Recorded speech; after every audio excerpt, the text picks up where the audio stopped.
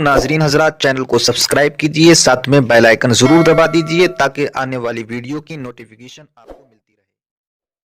حضرت یوسف علیہ السلام جب کھو گئے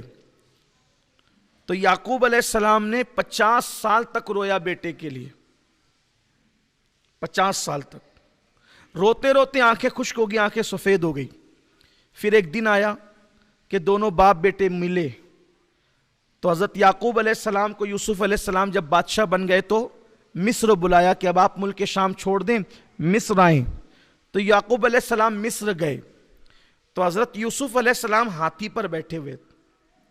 حضرت یوسف علیہ السلام تھے ہاتھی پر، ایک روایت کے مطابق تخت پر،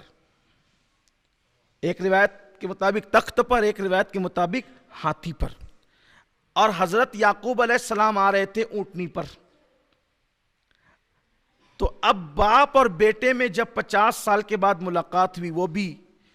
50 سال دونوں ایک دوسرے کا انتظار کیے، تو اس کا شوق فرشتوں کو اتنا تھا کہ فرشتوں نے اللہ سے کہا اللہ آج ہم اجازت چاہتے ہیں کہ وہ باپ بیٹے کا ملن دیکھنے کے لیے جائیں کہ 50 سال کے بعد باپ بیٹے ملتے کیسے ہیں۔ تو حضرت یعقوب علیہ السلام اور یوسف علیہ السلام دونوں کو انتظار تھا۔ یوسف علیہ السلام چاہ رہے تھے کہ میرا باپ جو میری محبت میں روتے روتے نابینا ہو گئے، آنکھوں کھو دی، آنکھیں سفید ہو گئی،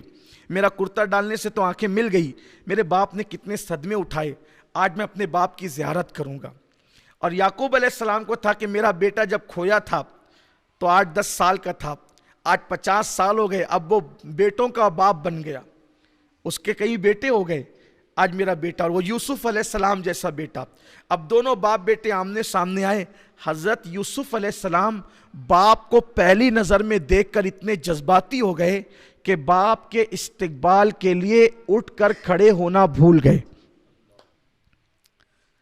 بے ادبی میں نہیں ہوا، یہ نبی تو یہ کر ہی نہیں سکتا، نبی تو گناہ کر ہی نہیں سکتا، نبی تو خطا کر ہی نہیں سکتا۔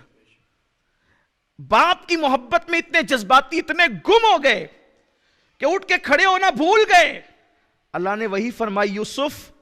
تو اپنے باپ کے لیے اٹھ کے استقبال کے لیے کھڑا نہ ہوا، اب اس کا صلہ آپ کو یہ ملے گا، بدلہ یہ ملے گا، آج کے بعد آپ کی نسل میں اب میں کوئی نبی پیدا نہیں کروں گا۔ آپ اپنے باپ کے لیے اٹھ کے کھڑے نہیں ہوئے، اب آپ کی نسل میں کوئی نبی پیدا نہیں ہوگا۔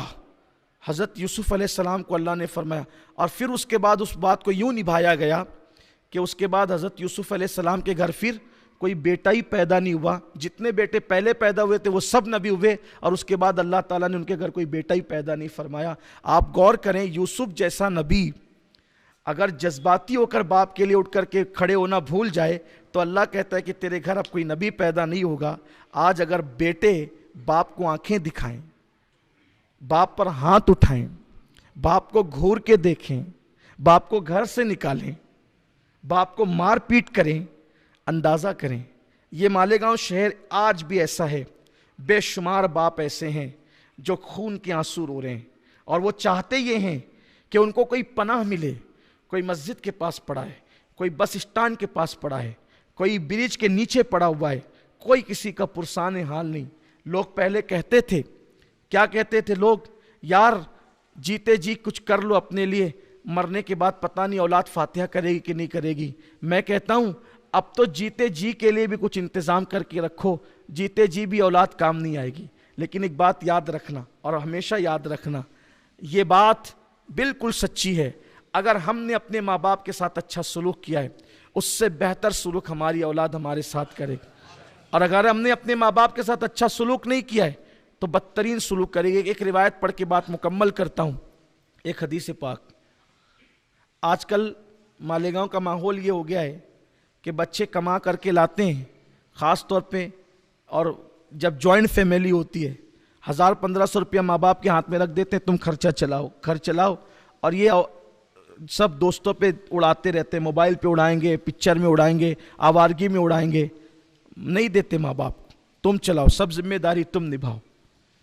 ایسے دکھ دینے والی اولاد کبھی سکھ نہیں پا سکتی، کبھی نہیں۔ ایک بوڑھا